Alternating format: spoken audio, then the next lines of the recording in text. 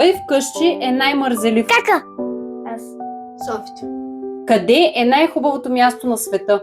Ами, мамо, кое е най-хубавото място де? Моята че това не го знам. Ти си кажи, кое ти е най-хубавото място на света? Ами, най-хубавото ми е място на пайка. Приморско.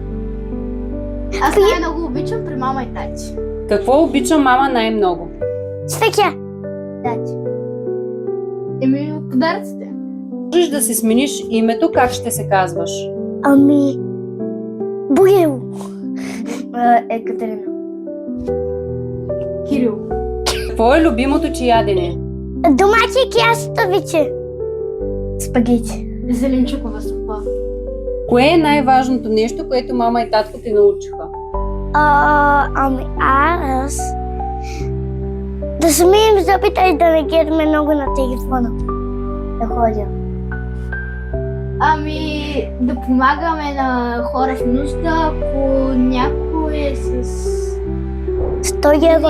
добре, нали, психически, или му има нещо, да не му се подиграваме, ами да му помогнем, ако има нужда.